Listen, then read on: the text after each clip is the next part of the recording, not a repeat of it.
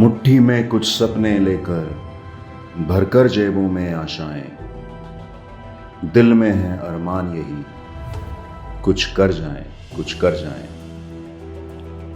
सूरज सा तेज नहीं मुझ में, दीपक सा जलता देखोगे। अपनी हद रोशन करने से तुम मुझको कब तक रोकोगे, तुम मुझको कब तक रोकोगे। मैं उस माटी का वृक्ष नहीं जिसको नदियों ने सींचा है। बंजर माटी में पलकर मैंने मृत्यु से जीवन खींचा है, मृत्यु से जीवन खींचा है। पत्थर पर लिखी इबारत हूं मैं, शीशे से कब तक तोड़ोगे। मिटने वाला नाम नहीं, तुम मुझको कब तक रोकोगे, तुम मुझको कब तक रोकोगे। इस जग में जितने जुल्म नहीं उतने सहने की ताकत है। तानों के भी शोर में रहकर सच कहने की आदत है। सागर से भी गहरा हूं, तुम कितने कंकड़ फेंकोगे। चुन चुन कर आगे बढ़ूंगा मैं, तुम मुझको कब तक रोकोगे, तुम मुझको कब तक रोकोगे। झुक झुक कर सीधा खड़ा हुआ, अब फिर झुकने का शौक नहीं। झुक झुक कर सीधा खड़ा हुआ, अब फिर झुकने का शौक नहीं। अपने ही हाथों रचा स्वयं, तुमसे मिटने का खौफ नहीं। तुम हालातों की भट्टी में जब जब भी मुझको झोंकोगे, तब तब कर सोना बनूंगा मैं, तुम मुझको कब तक रोकोगे, तुम मुझको कब तक रोकोगे।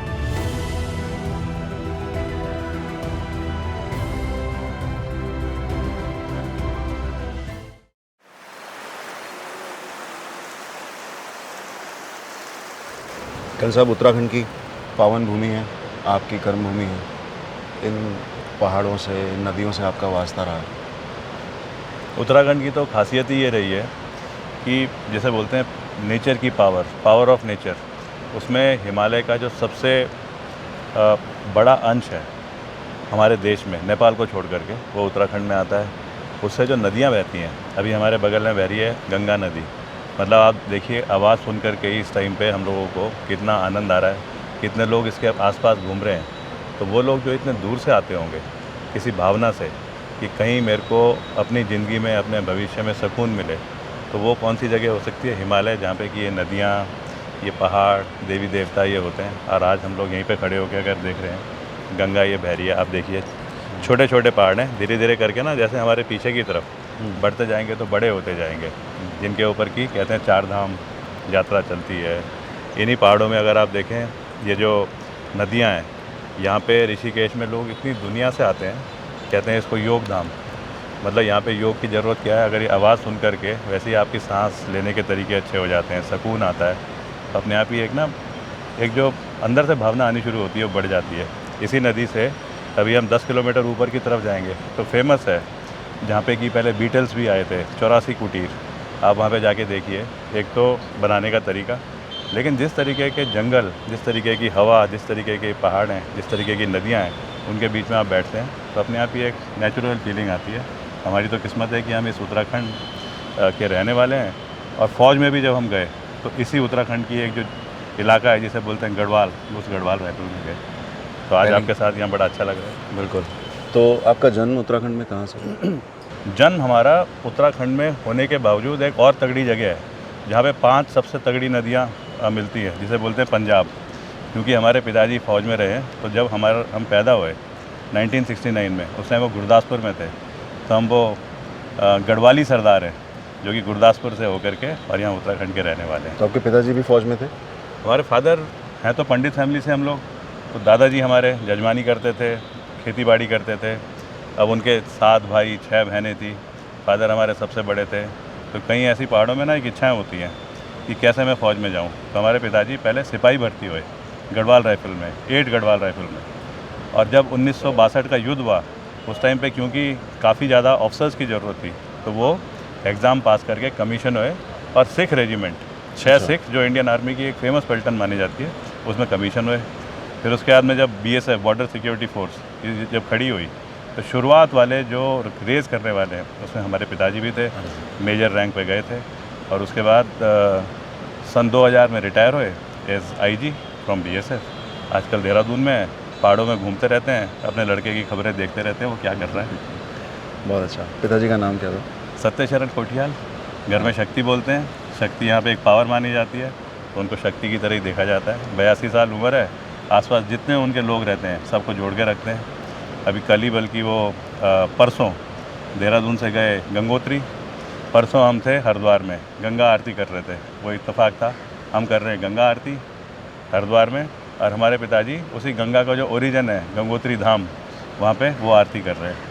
कल वो घूम के गांव से और फिर अभी देहरादून आ रहे हैं। तो बस ऐसी हमारी लाइफ इस तरीके से चलती रहती है। जी। तो फौज में जाने का निश्चय कैसे बना आपका? एक तो पहाड़ों से ना एक लगाव होता है, हर कोई चाहता है कि मैं आर्मी में जाऊं, क्योंकि एक आर्मी को तो एक पावन, एक योगिक, एक फिज़िकल सब चीज़ों से देखा जाता है। और पहाड़ के लोगों में ये खासियतें बचपन से होती हैं। दूसरा, हमारा घर का माहौल ऐसे रहा है। पिताजी हमारे जैसे फ़ौज में थे, हमारे ताऊ जी बंसीलाल कोठियाल जी वो गोरखा रेजिमेंट में थे। उसके बाद में फिर एसएसबी में आए। हमारे जो छोटे चाचा हैं शांति चाचा, वो भी गढ़वाल राइफल में थे, फिर आर्मी एजुकेशन कोर में गए। अभी तो अनफॉर्चुनेटली डेथ हो गई है उनकी। फिर मेरी बुआ जी हैं सबसे बड़ी, सोमा बुआ जी, उनके जो लड़के हैं जगदम्बा प्रसाद कोठियाल, विंग कमांडर जग्गू भाई, अभी तो वो ऑस्ट्रेलिया में है। 71 के वॉर में उनको वीर चक्र मिला है। मेरे जो बड़े ताऊ जी हैं किशोरी लाल कोठियाल जी, उनका लड़का है गुड्डू भाई राजीव कोठियाल, उसने भी प्रीमेच्योर रिटायरमेंट लिया है, विंग कमांडर। वो टेस्ट पायलट था जो आज इंडिया का खुद बनाया हुआ सबसे बढ़िया जहाज़ है, जिसे बोलते हैं तेजस, लाइट कॉम्बैट एयरक्राफ्ट, उसे कीर्ति चक्र मिला है। मेरे जो नंबर 2 ताऊ जी हैं, उनका लड़का अनिल कोठियाल, उसने भी हमारी तरह शादी नहीं कर रखी, आजकल वहाँ पे है अरुणाचल में, चाइना बॉर्डर पे रोड कंस्ट्रक्शन के काम देख रहा है, उसको सेना मेडल मिला है कारगिल वॉर में। तो हमारा सारा परिवार ही शुरू से इस तरीके से रहा। तो हम भी एक 20 साढ़े 20 साल की उम्र में उस ऑर्गेनाइजेशन में चले गए जहाँ पे भगवे रंग से ऊंचा रंग पहना जाता है, हरे रंग का, ऑलिव ग्रीन, जिसे बोलते हैं इंडियन आर्मी, भारतीय सेना। क्या बात है, इतना गौरवमयी जीवन आपका रहा होगा। कल्पना कर सकता हूँ कि आप जब बचपन बीत रहा होगा तो चारों तरफ आप सिपह सलार और जंगबाज परिवार के सदस्य रहने के बावजूद आपके मन में एक कल्पना रहती होगी कि उत्तराखंड को, देश को कैसे आगे पहुंचाएं। बचपन कैसा था? क्या मन था? कैसा जीवन रहा होता था? क्या शरारतें होती थी? कुछ लोग वाकई में किस्मत वाले होते हैं। मैं अगर अपना बचपन, अपना बैकग्राउंड बोलूं तो आप देखो, क्योंकि हम अपने पिताजी के साथ में रहे बीएसएफ में, पैरामिलिट्री फोर्स, वही फौज आर्मी यही बैकग्राउंड होता है पैरामिलिट्री फोर्स में भी। नॉर्थ ईस्ट जहाँ पे कि उस टाइम पे फेमस टेररिज्म मिलिटेंसी थी, वहाँ पे हम छोटे छोटे बच्चे अपने पिताजी के साथ में गाड़ियों में, कभी होता था कि फौजी गाड़ी जाएगी तो एम्बुश लग सकता है, तो सिविल गाड़ी में चुपचाप बैठ के सिविल ड्रेस पहन के बच्चे भी चुप रहना या बीच बीच में कुछ हरकत करते रहना ताकि लगे तुम सिविलियन हो, उस तरीके से चलते थे। शैतानी में हमको क्या होता था, घुड़सवारी सीख रहे हैं, आज घुड़सवारी के लिए आदमी 1-1 लाख रुपए देते हैं महीने का, तब जाके अच्छे घोड़े। हम वो फौजी घुड़सवारी जिसमें कि पेट्रोलिंग होती है, बच्चे छोटे छोटे फायरिंग रेंज में किसी प्लेटून की, किसी कंपनी की ट्रेनिंग चल रही है, तो अरे वो सीओ साहब के बच्चे भी लेटे हुए हैं, यहाँ छिल रहा है, फायरिंग रेंज में फायरिंग कर रहे हैं। स्विमिंग पूल डूब गए, उसके बाद में पिटाई हुई कि डूबा क्यों, दोबारा से करो। मतलब ये वाली चीज़ें जो होती है ना, एक अलग सुकून वाले। कभी किसी एम्बुश में कोई हथियार पकड़े जाते थे मिलिटेंट्स के, तो हम भी छोटे छोटे ना हथियार को ऐसे ऐसे करते रहते थे। तो बचपन के ये वाले हमारे अच्छे लम्हे रहे हैं। आज वही आपके हथियार होते थे? उसे हम खिलौना ही देखते थे उस टाइम पे, पता थोड़ी था, और यूँ करके ऐसे लगता था मैं ही पाकिस्तान जाके बस ठोक करके आऊँगा छोटी एज में। जहाँ पे आज सबसे ज़्यादा आतंकवाद का असर है, श्रीनगर J&K, हम पढ़ाई करी है वहाँ पे। अच्छा। तो वहाँ पे डल लेक जो आज बिल्कुल ही मतलब मूवमेंट बंद हो गए हैं, वहाँ पे जो फेमस गार्डन्स हैं, मुग़ल गार्डन्स, वहाँ पे हम लोग पिकनिक मनाने जाते थे। तो ये सब पुराने एक्सपीरियंस हैं, पुरानी यादें हैं। और उसके बाद जब 20 साढ़े 20 साल के हुए तो हम फिर खुद अब उसी सर्किट में घूमने शुरू हो गए। इस बार ये था कि अब हमने अपने हथियार खुद, जब राष्ट्रपति ने हमको कमीशन दिया उसके बाद लेके चल रहे थे। तो कभी मन में आया कि इस माहौल से हट के कुछ करना है, या इसी माहौल के साथ आर्मी से जुड़ते चले गए और पूरा जीवन देश के लिए? फ़ौज के माहौल में अगर कोई आदमी चले जाए और उसको ना फ़ौज का माहौल वाकई में एक फ़ौज के नज़रिए से देखने का मौका मिले, तो उसको ना उससे ज़्यादा सुकून नहीं मिल सकता। उसे कहीं ज़रूरत नहीं है किसी और जगह जाने की, ज़रूरत नहीं है कि दिखाए कि मैं डिसिप्लिन्ड हूँ और कहीं और डिसिप्लिन नहीं होता। साल में 10 महीने एक परिवार फ़ौज में ही रहता है, 1-1.5 महीने के लिए छुट्टी आता है, उसमें थोड़ा घर अपने इधर उधर की चीज़ें करता है, तो वो ना एक अलग ही टोटली इन्वायरमेंट है। उस इन्वायरमेंट में अगर आप कमिटेड हो, आप बिज़ी हो, जैसे ये हमारी किस्मत है, भर्ती होए, पलटन हमारी सियाचिन ग्लेशियर चली गई। जब ज्वाइन करा हमने सियाचिन ग्लेशियर में, हमने स्कीइंग करना सीखा। कभी वहाँ पे जो क्रेवासेस थे, अचानक एक बार हम हेलीपैड से हमको देख रहा था संतरी और हम अकेले स्कीइंग कर रहे थे, अचानक हम गायब हो गए। तो थोड़ी देर तो उसने देखा, अरे सर कहाँ गए। फिर एक टीम आई, और टीम भी ऐसे नहीं चलती, रोप बांध के चलती है, नहीं तो क्रेवास में गिर जाए कुछ। अब छोटी उम्र थी, स्कीइंग करने अकेले निकल रखे, वो अटके हुए थे हम क्रेवास में, इसलिए नहीं गिरे क्योंकि स्कीज बड़ी बड़ी थी तो अंदर नहीं घुस पाई। फिर हमें निकाला गया, फिर हमारी पेशी हुई, फिर सीओ अभी ब्रिगेडियर गोस्वामी है, खूब हमारी क्लास ली गई। और वो भी ना देखते हैं सीओ और सब, अगर इसमें ये नटखट पना है तो यही तो धाकड़ ऑफिसर बनेगा आगे जा कर के भी। तो वो सियाचिन में गए हम। फिर उसके बाद में कोर्सेज फ़ौज के बड़े अच्छे होते हैं, कोई कोर्स ऐसा नहीं होता कि आप ना क्लास में सो रहे हो तो एक डब्बा चौक का टीचर इस्तेमाल करता है पढ़ाने में। वो पढ़ाई में पता है ब्लैक बोर्ड में नहीं लिखता, वो चौक तोड़ तोड़ के मारता रहता है आपको उठाने के लिए, क्योंकि फिज़िकल सिखाना है। अब वो वाला जो इन्जॉयमेंट वाला इन्वायरमेंट है आपको अगर मिलते रहे। हम चले गए फिर जम्मू कश्मीर। जम्मू कश्मीर में एक अलग ही माहौल है, पता ही नहीं चल रहा है, धम धम धम। और दम दम दम की जो फीलिंग है ना, आपको लगेगा तो आप जाओगे, आप दबाओगे तो वो जाएगा, वैसे वाली फीलिंग जब आनी शुरू होती है। और आपको सक्सेसफुल ऑपरेशंस में पार्टिसिपेट करने का मौका मिलता है। जो दुनिया का सबसे ऊंचा पहाड़ है माउंट एवरेस्ट, उसको चढ़ने के लिए लोग 25-25 लाख रुपए देते हैं।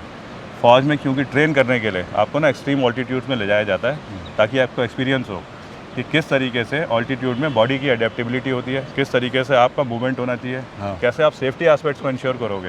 तो ट्रेनिंग के एस्पेक्ट में हमको तो 2 बार वहाँ जाने का मौका मिला है। मतलब ये सब मैं बताना चाह रहा हूँ कि किस तरीके का फ़ौज का एक माहौल है। संयुक्त राष्ट्र, यूनाइटेड नेशंस, हमको वहाँ पे क्योंकि हमने अच्छा करा होगा, 1 साल हम यूनाइटेड नेशन में रहे, और रहे भी ऐसी जगह में जहाँ आज सबसे ज़्यादा इजराइल डिफेंस फोर्सेस और हमास अभी चल रहा है, जो वहाँ पे ना जेरूसलम और उस एरिया में जहाँ पे सबसे ज़्यादा उनकी फ़ाइट चल रही है, उस एरिया में थे हम। लेबनान के शीबा फार्म में उस घर में रहते थे जहाँ पे कि वो हमारा हेडक्वार्टर होता था, जहाँ पे कि यासिर अराफात जिन्होंने PLO खड़ी करी थी उनका ऑफिस होता था। अब ऐसे वाले एक्सपीरियंस तो एकदम एडवांस टेम्परेचर में कहाँ एकदम वहाँ गर्मी होती होगी और कहाँ माउंटेन में एकदम? ये एडवर्स टेम्परेचर का भी एक एक्सपीरियंस होता है। मतलब आप देखो, राजस्थान तो सब देखते हैं, लेकिन राजस्थान में जब आप डेजर्ट में एक्सरसाइज में जाते हो तो एक गिलास चाय है, बड़ा टिपिकल सी चीज़ बोल रहा हूँ, उसमें ना मक्खी गिर गई तो आप ये नहीं करते ये गिलास छोड़ दिया, मक्खी को उठाते हो, अनदेखा करते हो और चाय पीते हो, क्योंकि आपने उसका ट्रेंच खोदनी है और फिर उसके बाद में बैठना है उस पर। तो ये तो टोटली माहौल एक अलग है और सबसे पॉजिटिव होते हैं। हर चीज़ की एक टाइमिंग है, हर चीज़ की तरतीब है। आप किसी भी मुश्किल जगह पे भी जाओगे, आपको पता है कि आपको सपोर्ट करने के लिए वो ऑर्गेनाइजेशन जैसे इंडियन आर्मी है वो हमेशा रहती है। तो ये वाले एक्सपीरियंस लेकर के अजय कोठियाल जो है वो फाइनली डेपुटेशन पे आया इंडियन आर्मी से, और पहली बार उत्तराखंड में जहाँ का वो रहने वाला है वहाँ पे ऑन पोस्टिंग आया।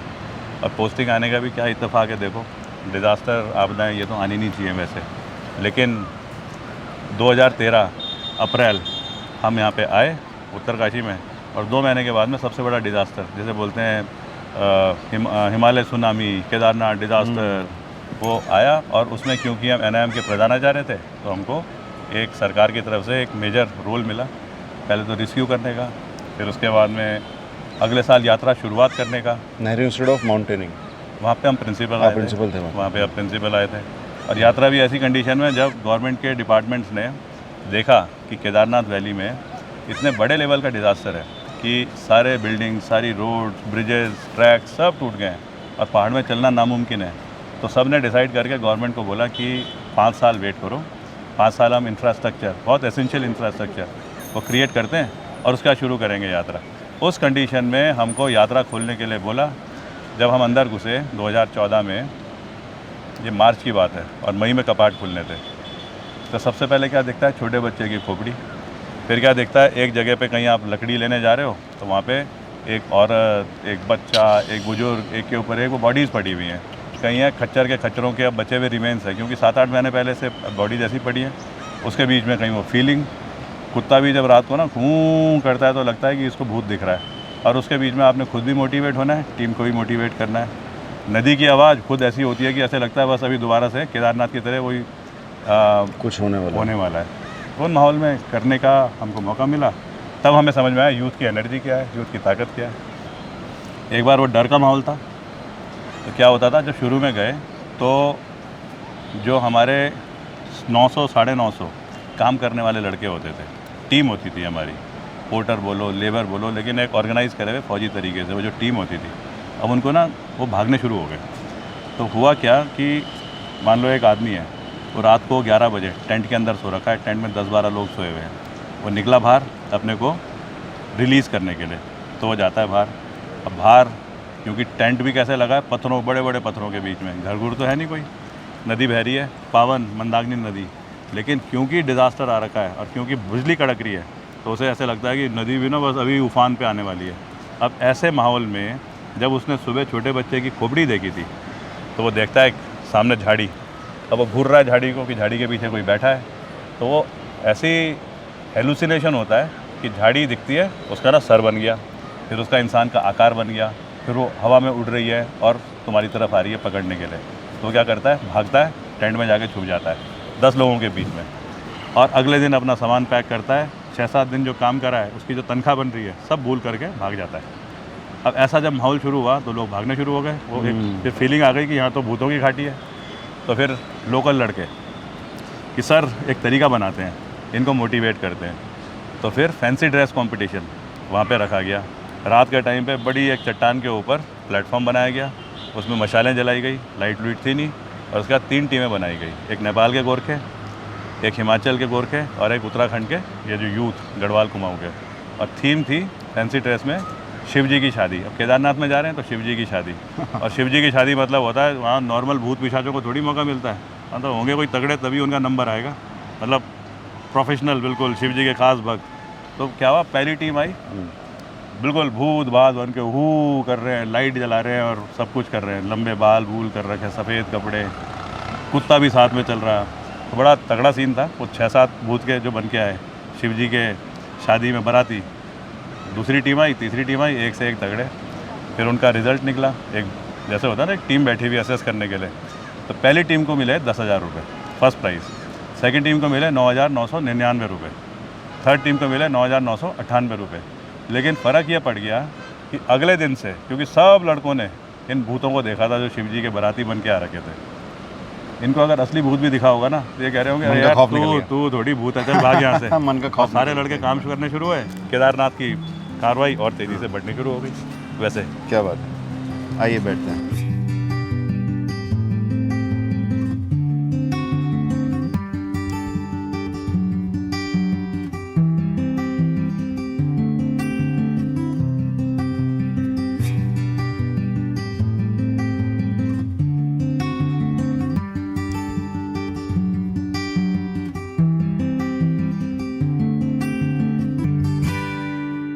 कल्ले साहब, नो डाउट कि आर्मी का जीवन कठिन तपस्या का जीवन है, बहुत मेहनत का जीवन है, बहुत सारे चैलेंजेस, उठाव चढ़ाव, लेकिन राजनीति को चूज़ करना भी कोई आसान ऑप्शन नहीं है, बड़ा कदम है।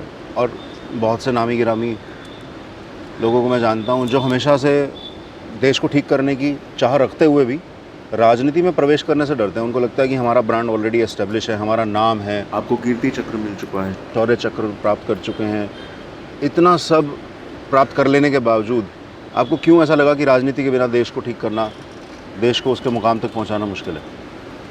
देखो, मैं जब नेहरू पर्वतारोहण संस्था में आया तो उस टाइम पे क्या होता था कि क्योंकि उत्तराखंड का रहने वाला हूँ तो हमको कई लोग अप्रोच करते थे कि आप कर्नल साहब हैं, एक हमारे लड़के को फ़ौज में भर्ती करा दो। अब मैं उनको यही समझाता था, देखो आज फ़ौज ऐसी ऑर्गेनाइजेशन है जहाँ पे ना जुगाड़ नहीं चलता, तो अगर तुम समझते हो कि कोई लेन देन कर सकता है तुमसे डायरेक्ट, तो मेरे से पैसे ले लो, मैं तुम्हें दूंगा और तुम कर लो, मेरे से नहीं है उस तरीके की कोई सेटिंग, और ना फ़ौज में होती है। तो तब उनके जवाब किस तरीके के होते थे, मतलब सिंपल लोग कि हम आपसे कोई लेन देन की बात कर रहे हैं कि आप लेन देन करो। आपके अंदर एक्सपीरियंस है, आप हमारे इसको जो बच्चे हैं इनको ट्रेन करो। आप अगर इनको ट्रेन कर पाओगे तो ये अच्छे तरीके से कोशिश करेंगे भर्ती होने की। अब ऐसे ही करके हमने शुरू में कोई 32 लड़कों को सेलेक्ट करा, अच्छा। उत्तरकाशी के आसपास, जहाँ की मैं प्रिंसिपल था। कौन से साल की बात है? ये 2013। अच्छा। और उन 32 लड़कों को मैंने अपने घर में रखा। वहाँ पे उनका खाना पीना होता था। फ़ौज का एक हमारा इंस्ट्रक्टर उनकी ट्रेनिंग कराता था। ट्रेनिंग क्या है? Physical training. फ़ौज में जाने के लिए एक बार आप फिज़िकल में पास हो जाते हैं तो रिटर्न की मतलब एग्ज़ाम पास करना है। तो फिज़िकल ट्रेनिंग हमने करानी शुरू करी और उसके बाद उन फिज़िकल वालों में से 32 में से 30 लड़के सेलेक्ट हो गए पहली बारी में? पहली बारी में। फिर उसके बाद में होता है रिटर्न एग्ज़ाम। तब रिटर्न एग्ज़ाम की तैयारी कराई हमने। तो जो 30 थे उनमें से 2 फेल हुए और 28 सेलेक्ट हो गए। क्या बड़ी तो बात। टोटल हमें लगा कि अगर 32 लड़कों में से 28 सेलेक्ट हो सकते हैं तो ये तो एक सक्सेसफुल कामयाब मॉडल है, जिसकी कि हमें जानकारी भी है कैसे करना चाहिए और इसे रेप्लिकेट करना चाहिए। अब क्योंकि जैसे आपने बोला मेरे को फ़ौज में कीर्ति चक्र, शौर्य चक्र, विशिष्ट सेवा मेडल ये सब मिल रखे हैं। इसके मेरे को ना एक्स्ट्रा पैसे मिलते हैं सरकार की तरफ से, स्टेट गवर्नमेंट की तरफ से, अलाउंसेस, मतलब गैलेंट्री अवार्ड्स के अलाउंसेस मिलते हैं। फिर उसके बाद में अब मैं क्योंकि शादीशुदा नहीं हूँ, मेरे घर में कोई ऐसी ऑब्लिगेशन नहीं है कि मेरे को अपने घर की तरफ फाइनेंशियली कहीं देखने की ज़रूरत पड़े।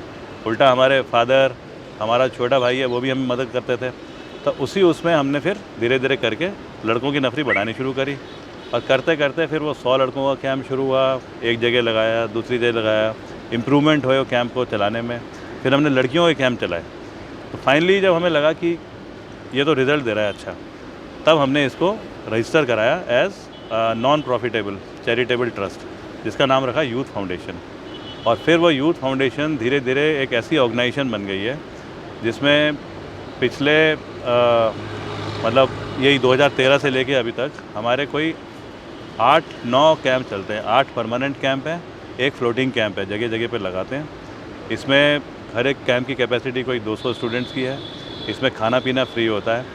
इसमें इंस्ट्रक्टर्स, अच्छी तनख्वाह दिए हुए इंस्ट्रक्टर्स होते हैं जो कि स्टूडेंट्स को ट्रेन, मोटिवेट करते हैं। और उसके बाद में हमारे कोई 12, साढ़े 12, 13 हज़ार लड़के जो बेल्टेड यूनिफॉर्म फोर्सेज होती हैं, paramilitary force, army, navy, air force, Uttarakhand police, इन सब में सेलेक्ट हो गए।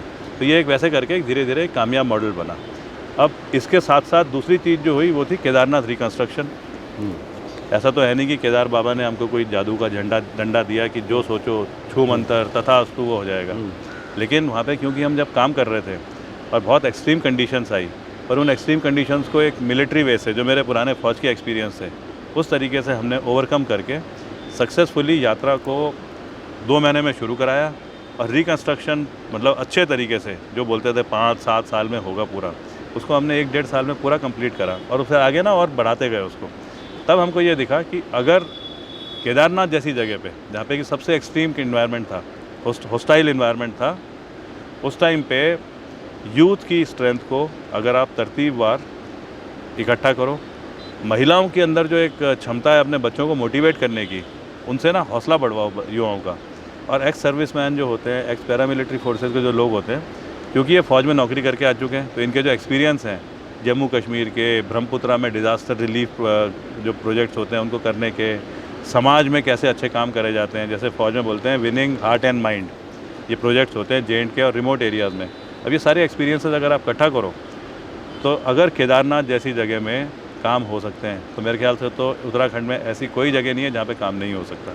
और वही सोच करके कि अगर हम अपने क्षमता से कर सकते हैं तो why not get into the government में जाकर के। तो ये सारे डिपार्टमेंट्स हैं जिनको आज हम बोलते हैं कि नॉन फंक्शनल हैं, अंडर परफॉर्मेंस हैं, उन डिपार्टमेंट्स में जाने के लिए फिर हमको लगा तरीका यही है कि पॉलिटिक्स। और पॉलिटिक्स अगर हम उसमें जाते हैं उस डिपार्टमेंट में थ्रू पॉलिटिक्स, तो जो काम हम 10% कर पा रहे हैं वो शायद हम 100 गुना कर सकते हैं।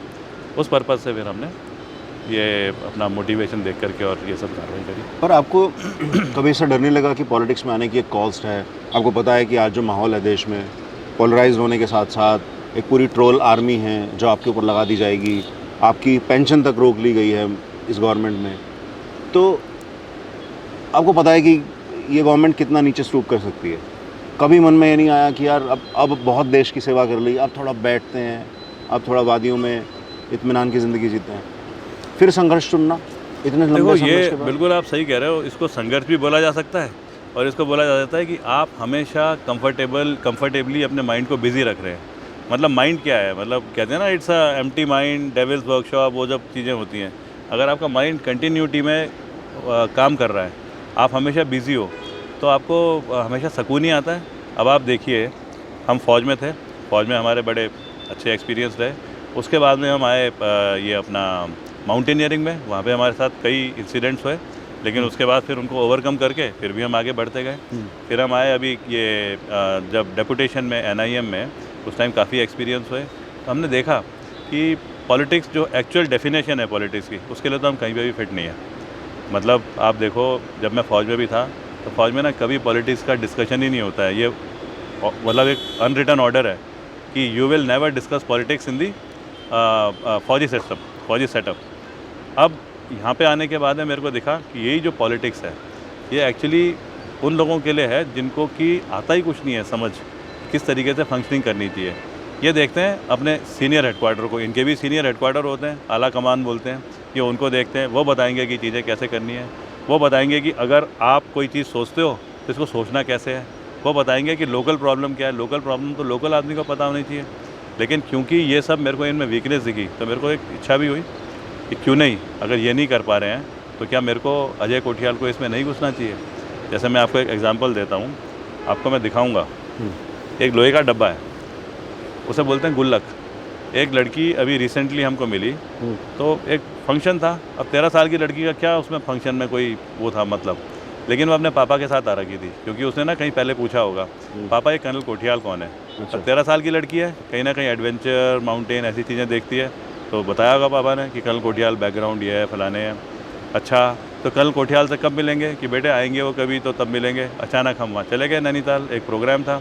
प्रोग्राम के बाद में अचानक वो आती है कि सर मैं आपको ये गुल्लक देना चाहती हूँ। क्या नाम था गुड़िया का? तो हमने पूछा, हमने कहा क्या नाम है। कहती है मेरा नाम है उन्नति शाह। मैंने कहा क्यों देना चाहती है गुल्लक। कहती है और है क्या इसमें। तो मैंने हिलाया तो छक छक छक उसमें सिक्के पड़े हुए थे। कहती है 10 सिक्के हैं इसमें, वो 9 सिक्के हैं 10 रुपये के। कभी वो भैया आते हैं तो रक्षाबंधन के दिन वो हमको दे देते हैं, कभी वो कोई मेरी दादी दे देती है।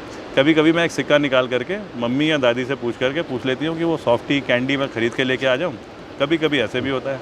अब ये 9 सिक्के हैं मेरे पास। ये है, आप जो ये उत्तराखंड की बात कर रहे हैं कि अच्छा होना चाहिए उत्तराखंड, तो ये आपको मेरी तरफ से मेरी तरफ से एक सपोर्ट है। क्या बात। ये असली बंडल ऑफ एनर्जी है जिसे चैनलाइज करना है, जिसको कि हमें समझना है, जिसको बाकी में आगे कितनी देख के प्यारी चलना है। बात है कि एक छोटी सी बच्ची एक रिटायर्ड कर्नल में उम्मीद ढूंढ रही है अपने भविष्य की।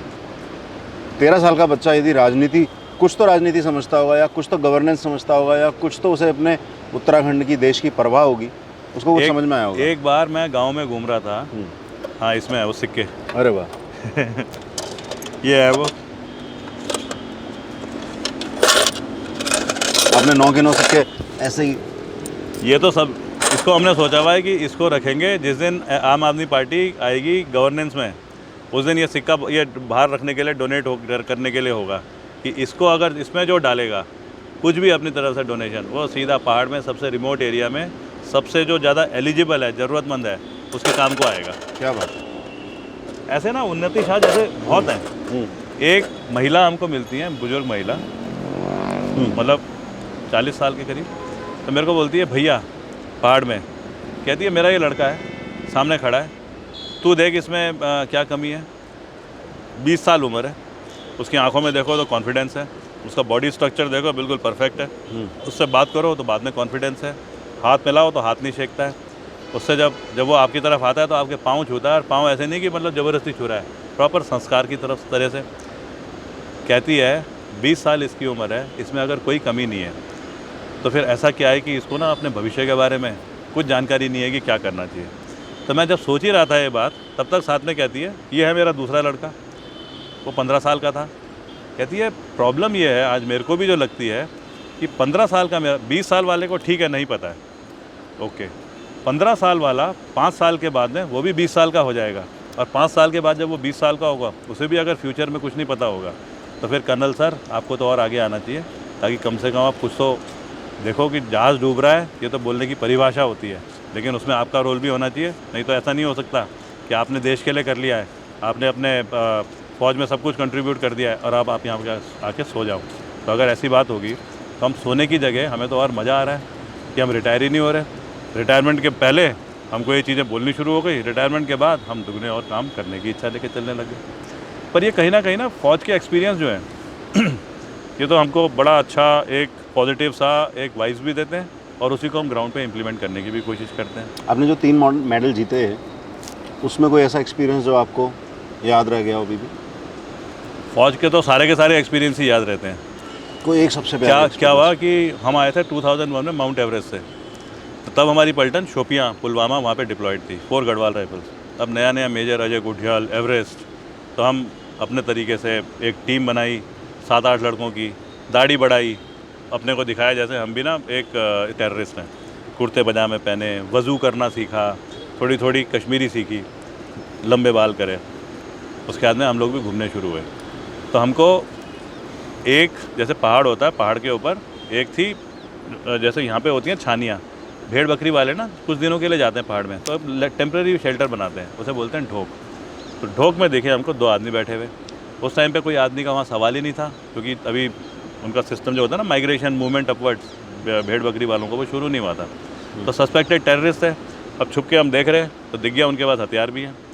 तो हमारे पास एक वेपन जो होता है फ़ौज में जिसे बोलते हैं light machine gun. Light machine gun एक इतना पावरफुल वेपन है कि आप उसे लगाओ, आगे उसके ट्राईपॉड बाईपॉड है उसके ऊपर, और 300 गज तक आप उसकी जो मैगजीन 300 गज तक उसमें मैगजीन लगी हुई है, 28 गोलियां हैं और वो सब ऑटोमेटिक चलती हैं। घोड़ा दबाओ, दर दर दर दर दर दर आपने निशाना लेना है, उसके बाद आँख भी बंद कर दो ना और दबाओ, तो 300 गज में कम से कम 50% तो गोलियाँ लगेंगी।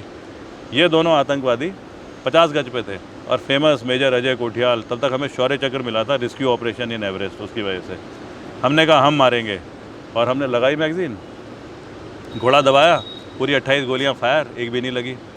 उसके बाद में हमने दूसरी मैगजीन उठाई, वो लगाई, 28 गोलियां, फिर फायर करा, एक भी नहीं लगी। फिर हमने तीसरी मैगजीन लगाई, 4-5 गोलियां फायर करी होंगी, तब तक ना वो भाग गए, हाथ हिला के, अरे बच्चे अजय कोठियाल। और मैं इतना मायूस, और मेरे जो टीम वाले थे वो भी कि अरे सर को कितना बुरा लग रहा होगा। सेकंड ऑपरेशन थोड़ा सा हमको ट्रेन करा गया इन्हीं लड़कों ने। उसमें क्या था, रात को हम एंट्री हो रही थी हमारी जंगल में रात के टाइम पे, ताकि रात को कहीं एम्बुश में बैठेंगे और सुबह ना फिर ऑब्जर्व करेंगे एरिया। अचानक सामने से पाँव से चलने की आवाज़ आई, जैसे अभी हम बैठे हुए हैं तो कुछ आवाज़ें आ रही है, ऐसी आवाज़ें। तो हम लोग बैठ गए, मेरे आगे एक लड़का, उसके बाद मैं, हम फिर टेररिस्ट ड्रेस में, सामने से भी आए। अब वो तो आतंकवादी थे, क्लियर था हमें, लेकिन अभी क्लियर नहीं है कौन है, हो सकता है कि दूसरी फौज ना हो। हमें समझ में नहीं आया क्या करें, क्या बोलें। उसके मुंह से निकला अस्सलाम वालेकुम, तो मैंने एकदम से, वो मेरा पॉजिटिव रिएक्शन था, वालेकुम अस्सलाम। उसने फिर अगला, कौन सी तंजीम हो। अब वहाँ पे जो तंजीमें घूमती हैं, जैसे जैश ए मोहम्मद हो गई, हरकत-उल जिहादी इस्लामी हो गई, लश्कर ए तैयबा हो गई, हिज़्बुल मुजाहिदीन हो गई, तो इनका भी ना एक नियम होता है किस इलाके में किस दिन कौन सी तंजीम के आतंकवादी घूम रहे होंगे। तो उसने बोला कौन सी तंजीम, हमारे मुंह से निकला जैश ए मोहम्मद। उसे पता था जैश ए मोहम्मद तो आज होनी नहीं चाहिए, और उसने धाड़ से फायर खोल दिया आपके ऊपर। और किस्मत थी 10 गज पे, जितने दूर आप बैठे उससे इतना और लगाओ। अच्छा। ना उसके, हमने भी खोला, ना उसके लगी ना हमारे लगी, अबड़ तबड़ में हम भी भागे, वो भी भागे। बाद में देखा तो कोई भी नहीं मिला। फिर आया मेन ऑपरेशन, जिसमें कि अब हम एक्सपर्ट हो चुके थे, कहीं हाउस एंट्री कर ली थी। एक हाउस एंट्री में इनफैक्ट जब हम अंदर घुस रहे थे तो उसने ग्रेनेड फेंका, वो ग्रेनेड के स्प्लिंटर सीधा एक हमारे बाएं थाई में, एक राइट हिप में अभी भी एम्बेडेड है। वो मतलब जब हमको दोनों गोलियां अभी भी आपके शरीर में, वुंडेड, जब हम वुंडेड हुए, वुंड मेडल मिलता है उसमें। तब ये सब होते होते, क्योंकि हम एक्सपीरियंस हो गए थे, तब आया एक ऑपरेशन जिसमें कि 7 टेररिस्ट थे, वो मूवमेंट कर रहे थे पहाड़ के ऊपर, और हम 6 लोग थे, और हम उनके पीछे पीछे फॉलो करते रहे, क्योंकि ऐसी जगह नहीं मिल रही थी कि हम फायर करें और सब 7 को मार सकें, दूरियाँ इतनी थी। तो हम ना 3 दिन तक फॉलो करते रहे। तीसरे दिन एक ऐसी जगह आई पहाड़ों में, जैसे होता है कि पहाड़ है, बीच में वैली है, उसमें क्लियर था कि ये लोग इस रास्ते से आएंगे। तो हम आगे जा कर के हमने एम्बुश लगाया, और एम्बुश भी कैसे लगाया, बड़ा सिंपल सा तरीका। एक पहाड़ी लड़का मेरे को बोलता है कि सर वो 7 हैं, हम 6 हैं, कैसे घेरेंगे पूरा। तो बड़ा तरतीबवार एम्बुश लगना चाहिए। एम्बुश को सिखाने के लिए फ़ौज में एक पूरी किताब होती है कि एम्बुश कैसे होना चाहिए, टैक्टिकल साइट होनी चाहिए, पोजीशन ऐसी होनी चाहिए जहाँ पे भागा दौड़ी दुश्मन भाग ना सके, ताकि एक ही जगह फंसे, आड़ ना पकड़ सके। तो ऐसी साइट को दुश्मन भी देखता है, अगर ऐसी कोई जगह है तो वहाँ पे बड़ा कंसर्न होकर चलता है। तो हमने लगाया ambush totally non conventional, tactical side भी नहीं होनी चाहिए, मतलब ऐसी जगह जहाँ पे उसे बिल्कुल चिंता ना हो। तो वो क्या था, मान लो ये पहाड़ है ऐसे, यहाँ से चढ़ेगा आतंकवादी ऊपर और उसका नीचे आएगा, तो जब तक तो ऊपर चढ़ रहा है तो बड़ा ध्यान से चढ़ेगा। अब यहाँ पे ऊपर से देख रहा है नीचे को, उसे दिख रहा है साफ, तो आराम से नीचे आएगा। नॉन एम्बुश में कभी नहीं सिखाया जाता है, हमने यहाँ एम्बुश लगाया। और सिखलाई क्या करी उस लड़के ने जो सिखाया, उसने कहा सर पहले एक लड़के को चलाते हैं रास्ते से। अब हमारा ही लड़का टेररिस्ट बन के चल रहा है, मैंने ताली मारी, इसका मतलब उस पर गोली चल गई है। अब नेचुरल वो किस जगह पे जा कर के आड़ पकड़ेगा जब गोली चल रही है, तो उसने नेचुरल रिएक्शन में एक पत्थर के पीछे भागा, उसको आगे कर दिया। अब दूसरे को बुलाया, दूसरे ने नहीं देखा था कि पहला कहाँ छुपा है, दूसरा आया, फिर हमने ताली बजाई, वो दूसरे पत्थर पे भागा। ऐसे ही ये जो 6 थे मेरे साथ में, ये कहीं ना कहीं छुपे। तो एक जगह ऐसी थी जहाँ पे 4 लड़के छुपे, तो हमने बड़े सिंपल तरीके से वहाँ पे मेन अपने वेपन लगाए। जब टेररिस्ट आए बिल्कुल नज़दीक, तो 16 गोलियाँ फायर करी गई। पहली गोली फायर हुई, 4 टेररिस्ट उन साथ में से उस जगह पे थे जहाँ पे हमारे लड़के छुपे थे। अब इस तरीके से नॉन कन्वेंशनल ऑपरेशन में इन लड़कों ने, जो कि मायूस थे जब अजय कोठियाल पहली बार फायर करके 2 आतंकवादी भाग चुके थे उससे, इन्होंने 5 मिनट में 16 गोलियां चलाई, पूरे 7 आतंकवादी मारे। और उसके बाद जब कामयाब हो गए तो अजय कोठियाल का नाम आगे कर दिया, अजय कोठियाल को कीर्ति चक्र मिल गया। क्या बात। तो ये वैसे वाले ऑपरेशन है जो कि हमें हमेशा यूथ के साथ में, मोटिवेटेड टीम के साथ में काम करने के मौके मिले। आपको उन सातों का नाम याद है तो लोगों तक पहुंचना चाहिए, मुझे लगता है। नहीं, याद है बिल्कुल। अच्छा, याद क्यों नहीं रहेगा, मतलब ऐसी वाली जो चीज़ है। और ये है कब की बात, मई 2003 तब की। राम सिंह, जगत सिंह, विजेंद्र भट्ट, विजेंद्र लाल, बीरेंद्र, सबसे छोटा वाला छोटू जिसने पहली गोली चलाई थी, छठा मैं, और 7वां था रशीद जो कि हमारा लोकल गाइड था, जो कि ये टैक्टिक्स बता रहा था हमें करने के लिए, सारे 4 गढ़वाल राइफल के। क्या बात है। तो ऐसे फ़ौज में मौके मिलते हैं, उन्हीं मौक़ों को, उन्हीं चीज़ों के जो मेरे को एक्सपीरियंस हैं, वो शायद आज मैं यहाँ पे जब उत्तराखंड में आया हूँ, मैं कोशिश करता हूँ रेप्लिकेट करने की। पैटर्न दूसरे होते हैं, लेकिन जनरली आप मेथड देखो तो सब एक जैसे होते हैं। वाह, क्या बात है। आपने एक 7 महिला ऑफिसर्स की टीम बनाई थी जब आप प्रिंसिपल थे नेहरू इंस्टीट्यूट ऑफ माउंटेनिंग थे, वो क्या किस्सा था, थोड़ा बताएं। नेहरू इंस्टीट्यूट से पहले, अच्छा, तब हम अपनी पलटन 4 गढ़वाल राइफल दिल्ली में हमने कमांड करी, और बल्कि उससे पहले तो एक सीरियस एक्सपीरियंस हुआ था। जो इंडिया का पहला माउंटेन एक्सपीडिशन, दुनिया की 7वीं सबसे ऊंची जो पीक है जिसका नाम है मनासलू, तो इंडिया का पहला एक्सपीडिशन इंडियन आर्मी ने प्लान करा। हम उस एक्सपीडिशन में एज लीडर हमें चूज़ करा गया, तो हम उस एक्सपीडिशन को लीड करके जा रहे थे। जब आप टीम सेलेक्ट करते हो और सारे माउंटेनियर्स फौज के बड़े स्ट्रांग होते हैं, तो आपको ना बड़ी चैलेंजिंग जगह पे कहीं ना कहीं टीम सिलेक्शन करनी पड़ती है। तो इंडिया का जो सेकंड हाईएस्ट पहाड़ है, 7,700 मीटर ऊंचा, माउंट कामेट, उसको चढ़ने के 2-3 रास्ते हैं। एक रास्ता है जिससे कहते हैं नामुमकिन है। अब हमें तो क्लाइंब करना नहीं था, हमें था टीम सिलेक्शन। तो 77 लोग हैं जो 2-2 बार एवरेस्ट चढ़ रखे हैं, जो पता नहीं कितने रेस्क्यू कर चुके हैं फ़ौज के। तो हमने उस रास्ते से चढ़ना शुरू करा जहाँ से चढ़ाई बहुत मुश्किल है, और मकसद था rejection, selection based on rejection. पहली टीम चढ़े, कोशिश करते रहे, नहीं चढ़ पाई, आओ नीचे, दूसरी टीम चढ़े, चढ़ते रहे, कभी ना कभी जो फाइनली आखिरी में रहेंगे तो वो सिलेक्टेड होंगे। अब ये कोई मतलब 15-16 दिन चला होगा। तो 17,000 की हाइट पे, फीट की हाइट पे हमने अपना टेंट लगाया, और रोज़ हम ऑब्ज़र्व करते थे, बस इस टीम को देखते रहते थे और सिलेक्शन होता रहता था। अचानक बीच में मौसम ख़राब हुआ। यह है सितंबर 2010 की बात, 16, 17, 18 सितंबर। उस टाइम पे पूरे उत्तराखंड में बहुत बड़ा डिज़ास्टर आया था, और हम थे कामेट, जो कि बद्रीनाथ से आगे जा कर के पीक पड़ती है। अब वहाँ पे क्या हुआ, हमें पता था जिस जगह हमने कैंप लगाया है वो ऐसी जगह है, मतलब सेलेक्टेड कि सेफ्टी है, अवलांच आएंगे, यहाँ पे नहीं आ पाएगा अवलांच भी एक दिशा में चलता है ना। तो क्या हुआ, हम लोग ना ताश खेल रहे हैं टेंट के अंदर बैठ के, 6 हमारे टेंट में और 7 एक दूसरे टेंट में। तो हमारे टेंट में 4 लड़के, 3 और 1 मैं, हम खेल रहे स्वीप, और 2 अफसर वो सो रहे। और उसके बाद ये 12, साढ़े 12 बजे की बात, अच्छा आवाज़ें आ रही हैं, सुबह अवलांच की आवाज़ आ रही है, जूं धप धप जूं, वैसे अचानक ऐसी एक आवाज़ आई, जूं धप, और हम सब खेल रहे हैं बड़ी मस्ती से, और झटका लगा और हम सारे के सारे अवलांच में दब गए।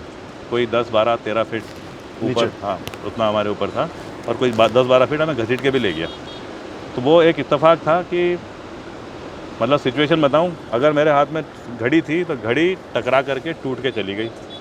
स्वेटर थी, स्वेटर यहाँ से फटी हुई है, आज भी मैंने एक सोवेनियर की तरह रखी हुई है वहाँ पे।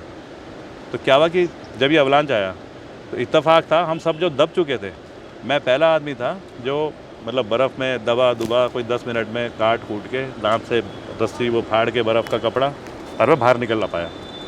10-12 मिनट के बाद जब मैं बाहर निकला तो दूसरे टेंट से 7 लड़के तब तक निकल चुके थे। हम नंगे पाँव थे, टेम्परेचर -15, 14, 13 ऐसे था। उसके बाद मैंने बताना शुरू करा कि इस जगह में कहीं बाकी दबे हैं। अब क्योंकि सब दब चुके थे तो बेलचे बुलचे होते हैं, लेकिन कुछ नहीं मिला। एक मेस्टिन वो मिला, उससे फिर खोदना शुरू करा इन लड़कों ने। तो कोई 20-25 मिनट के बाद पहला लड़का निकला, रंजीत नेगी, बेहोश, घर घर आवाज़ आ रही। उसे रखा गया साइड में, फिर दूसरे को खोदना शुरू करा। जब तक दूसरे को मतलब वही 10 फीट फिर खोद रहे हैं, तब तक रंजीत को होश आ गया, ये भी रेस्क्यू में लग गया। अब खोदते खोदते जब दूसरा निकला और 10-12 मिनट मतलब आधा घंटा करीब हो गया होगा, तो वो ये अपना अमर राय गोरखा, उसे रखा गया, वो और भी ज़्यादा बुरी हालत उसकी। अब उसके बाद तीसरे को ढूंढने की कोशिश हो रही है, तब तक अमर राय भी उठ गया, मतलब इसकी मालिश मुलिश करी।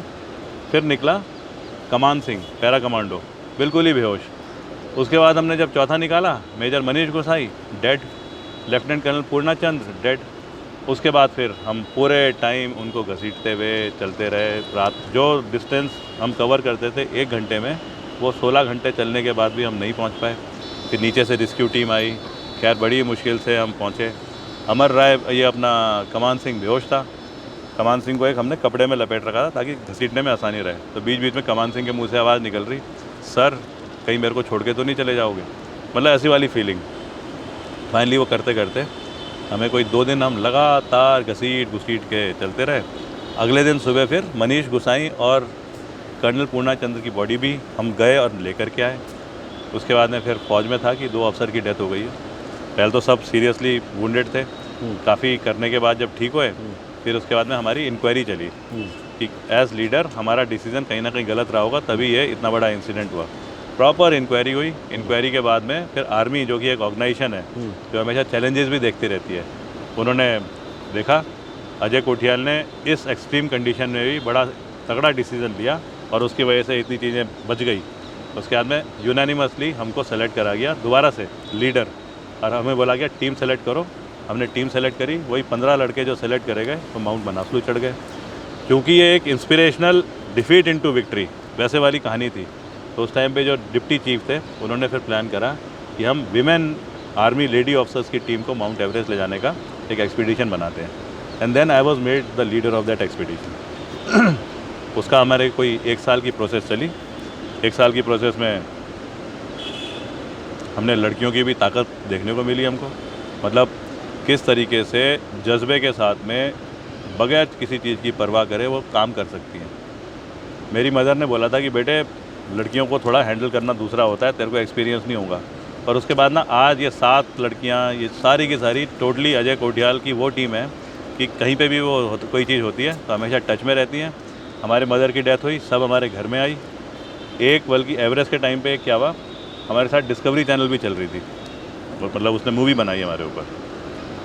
तो एक लेडी ऑफिसर जो कि वेजिटेरियन थी, तो हम चाहते थे कि वहाँ पे ना ये सूप, नॉन-वेज सूप वगैरह ले ले, उससे स्ट्रेंथ भी बढ़ती है और टीम में आपस में थोड़ा सा खाने पीने का तरीका एक होता है। तो वो कहती है कि सर मैं कैसे बोलूँ, तो मैंने कहा अपने फादर से बात करा। मैंने उसके फादर से बात करी और उनको बोला कि सर ये है बात। उन्होंने कहा बेटे तू डिसीज़न ले रहा है ना, तो ये पक्का नॉन-वेज खाएगी और सब कुछ करेगी। प्योर वेजिटेरियन लड़की जो धर्म को मानती है, उसने उस 2 महीने के पीरियड मतलब चेंज करा अपने को। मैं बोल रहा हूँ फौज वे ऑफ थिंकिंग चेंज करा। 2 महीने उसने नॉन-वेज खाया क्योंकि वो स्ट्रेंथ की ज़रूरत थी, और उसके बाद में जब चढ़ के आ गई फिर उसने फिर छोड़ दिया। तो मैं बोल रहा हूँ कि ये हमें ऐसी ऐसी एक्सपीरियंस, स्ट्रेंथ है ये उस लड़की की या विमेन पावर की, जो हमें देखने को मिली। क्या बात, लीजिए। गंगा के किनारे चाय,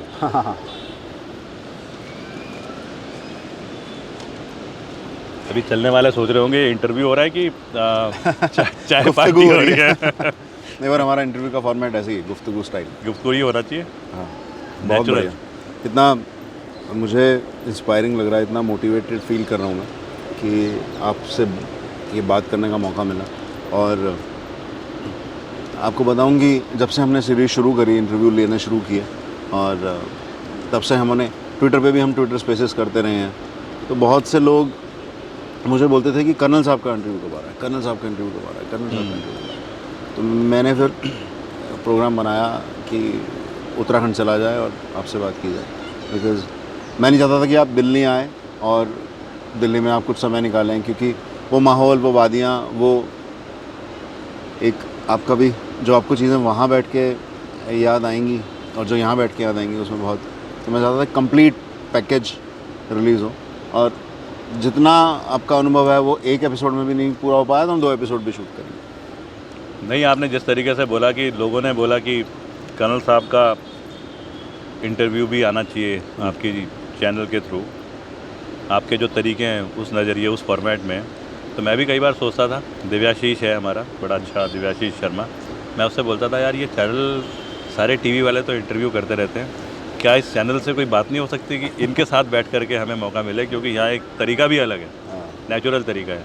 तो ये म्यूचुअल वो है, और म्यूचुअल का ही एडवांटेज होता है जो हमने सोसाइटी को मैसेज देना है ये बहुत बढ़िया कि आइडियल सोसाइटी क्या है। जेन्युइनली, मतलब जैसे भी मान लीजिए आज सोशल मीडिया का युग है, हम बहुत सारी ऐसी मैसेजेस जनता तक पहुंचा सकते हैं ऐसे माध्यमों से। पहले हमें 1-to-1 सिटिंग करनी पड़ती थी, जनसभाओं में भी बहुत पॉलिटिकल बात होती है, सिर्फ एजेंडा ओरिएंटेड बातें होती है। आप क्या हैं, आपकी पर्सनैलिटी क्या है, आपका भूतकाल क्या रहा है, आपका क्या क्या चैलेंजेस आपने फेस किए हैं, और आप क्या लाना चाहते हो जब आप आते हो पावर में, वो बताने के लिए बहुत एक सुखद मंच चाहिए, सुखद एक वातावरण चाहिए जब आप अपने मन की सारी बात कह पाओ। ऐसा आज के टीवी की बहस में, टीआरपी की दौड़ में वो माहौल तो बन नहीं पाएगा। नहीं, आप सही कह रहे हैं, वहाँ तो टेम्पलेटेड क्वेश्चंस होते हैं स्पेसिफिक टू नीड, तो उसमें एक्चुअल पॉइंट थोड़ी आ पाते हैं। अजय कोठियाल का कैरेक्टर एक अलग तरीके का होगा, उसकी सोच अलग होगी। अरविंद केजरीवाल जी का कैरेक्टर एक तरीके का होगा, सोच अलग होगी। अल्टीमेट जो अचीव करने वाले जो वो हैं, बेंचमार्क है, वो अचीव करे जा रहे हैं। पर क्योंकि मेथड्स अलग हैं, आज तो हमें मेथड भी शेयर करने चाहिए, तभी तो जाके यूथ कैसे इंस्पायर होगा। वो ये थोड़ी बोलेगा मेरे को एक अजय कोठियाल पॉलिटिशियन देखना है, वो कहेगा अजय कोठियाल फौजी देखना है, लेकिन आए पॉलिटिक्स में और काम भी करे।